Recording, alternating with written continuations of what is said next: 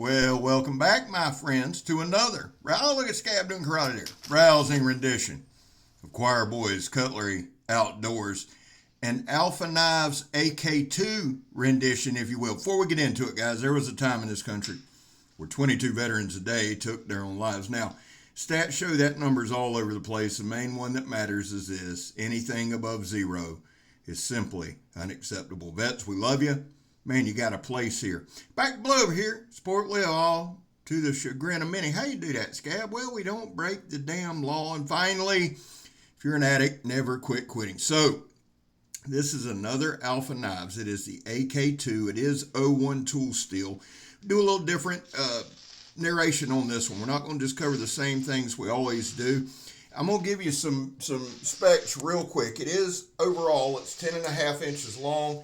It's 1/8 inch thick. Now it's that, it's that O1 tool steel, which I absolutely adore. The blade is about 5 3/4 inches long with a 5 1/4 inch cutting surface. The handle is that gorgeous micarta brown, and then it's got the black G10 liners, which I love. That white and black really offsets well. Black pins, absolutely gorgeous. Now, the inner grip is 4 inches, which will fit just about any hand in the world. It is full tang construction, and again, it's O1 tool steel. Now, here's the deal, guys. I had a couple people comment thinking this was Damascus. It is not. It is O1 tool steel. Damon Lusky is the maker. Now, he does a phenomenal job with the blade finish. It is acid etched. It does, if you see one of his knives with a hamon, some of them, if not most, are all clay tempered. So those are actual hamons. They're not just there for aesthetic purposes. The deal is this, guys. This is one of my favorite knives that he does, this AK2. I love the design. Great belt knife. Like I said, man, it's got about a 5 1/4 inch cutting surface. It is 1/8 inch thick. But here's the deal, guys. That O1 tool steel is one of my favorites. I love the tool steels. Damon does a phenomenal job with the heat treat. Now, what I want to do, because everything here is a learning process, I looked up some stuff on O1, and I'm just going to read just real quick. I don't normally do it, but I want to on this. O1 tool steel is a general purpose tool steel that is commonly used in order to provide ample hardness, strength, or wear resistance.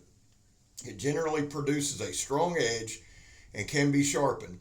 However, does not dull easily. Those are 3 things that I really like. It's often used, and it gives a bunch of stuff, but knives, straight edges, fixtures, machine parts, punches, etc.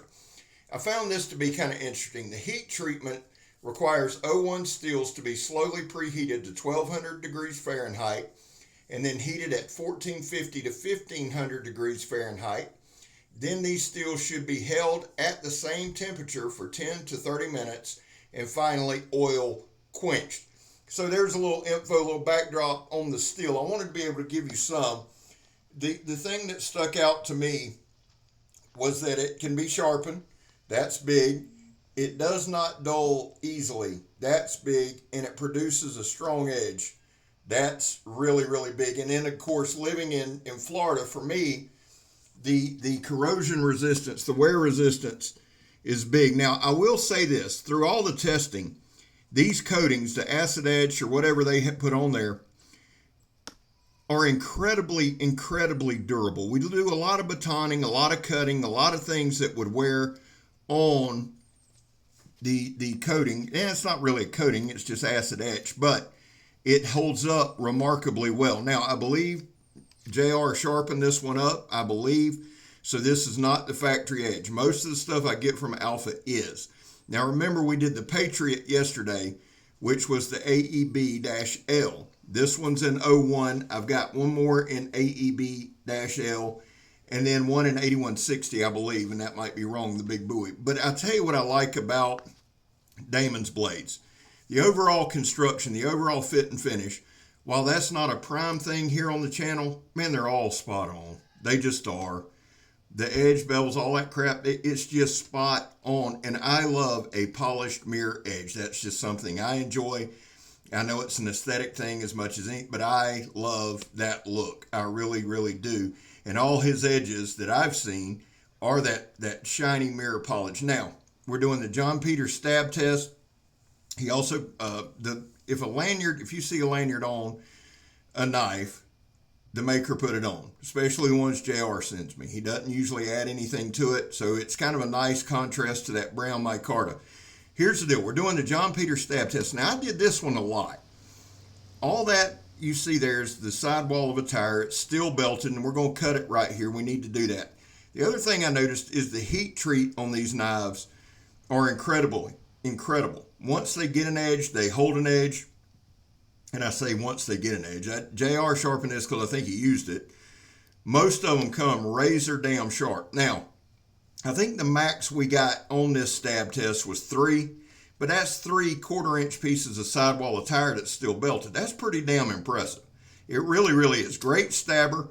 It's got a great look to it. I love the look. I love the overall look of this knife. Now, it comes with a black Kydex sheath. Now, Damon is a custom maker, so guys, you can get these from Old, O-L-D-E, Town, T-O-N-E, Cutlery, Old Town Cutlery. Go there, check them out. If they don't have what you want, email them, okay? That's the best way to do it, because people, it ain't on the website. Well, a lot of this stuff may not be, but they can whip you up one if you order it. Not trying to be smart, that's just the way it is. Now, we're going to start into just talking about the knife. Again, guys, Dana's background is in the martial arts. He trains law enforcement in certain hand-to-hand combat. He does have a background in knife fighting, and you can tell that by each and every knife. They're all balanced perfectly, perfect in hand for fighting, etc. So that means weight's more toward the handle. Is it a chopper? No. It'll do some light chopping if you need it to. It is a slicer. It is a cutter. The spine is rounded. Now, here's the deal. I know a lot of bushcraft guys like to have that 90-degree spine, and you can take a small file and do that really, really quick. These are rounded edges. You see me there doing straight push cuts, push down, hand on the back of the knife. Guys, it's incredibly comfortable. And I'm not just saying it, it is. It's like sometimes you get those 90-degree spines, they'll dig you a little bit. This knife did not, none whatsoever. Now, right here, we're just going to do some light chopping. Okay, nothing crazy, nothing insane, because that's not what the knife's made for. What I wanted to show with this video is the knifing. Again, and I'm sorry for the redundancy, but it's important for those that are new here. We test every knife like it's the only knife we have on us. I don't do comparisons and things like, I might in certain videos. But what I'm saying, my day-to-day normal knife demonstration is we act like this is the only knife we have on us. We don't put in any variables or anything like that. That way we can focus on the knife, we can see how it works, see how it maintains. We did a good bit of batoning, and when I say we, I mean me, but I did a good bit of batoning on this just to see how the knife feels. Is there any hot spots in the handles? Also, we did the Donnie B all day throw it at the stump test, the Donnie B all day drop test. Knife held up very, very well, very balanced. No damage to the edge. The handle scales stayed on good. And if I didn't mention it, it's the pins are black. They really, really contrast well with that brown micarta.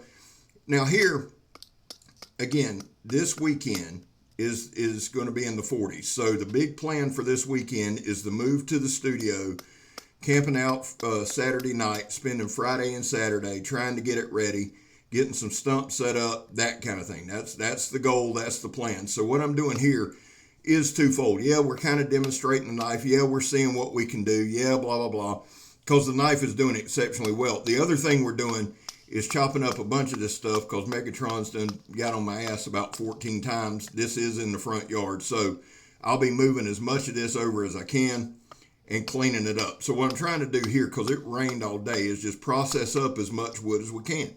It's a knife. It's a belt knife. It's made for camping and etc. So let's put it to the test. Will it process wood? You see the kind of bite it got right there.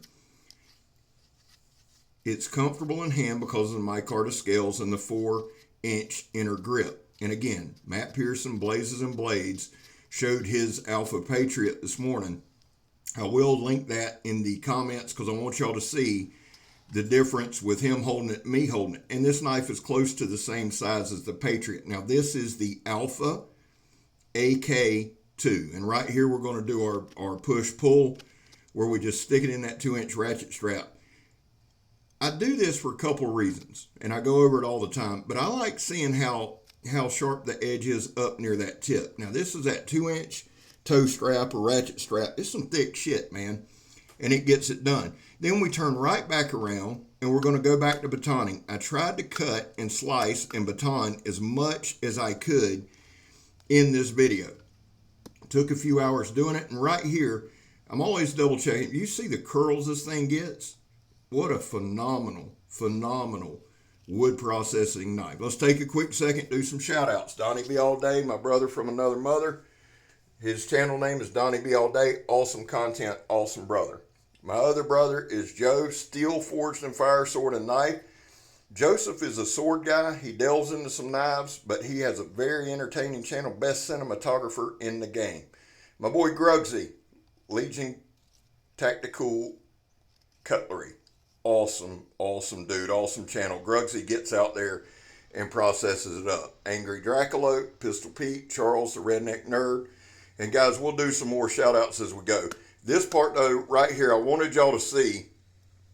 This knot, I showed y'all where that knot runs all the way through there. Guys, this thing I use a lot. It's hard as a brick bat. So what I do, I batoned it straight in. I didn't want to finish the drill. I didn't want to spend 10 minutes out there batoning.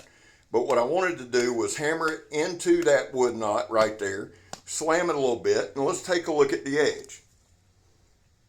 Yep, looks good to me. Hell of a heat treat. Again, that 01 tool steel, even though it's an 1/8 inch thick, it's super, super tough. This is an old piece of oak.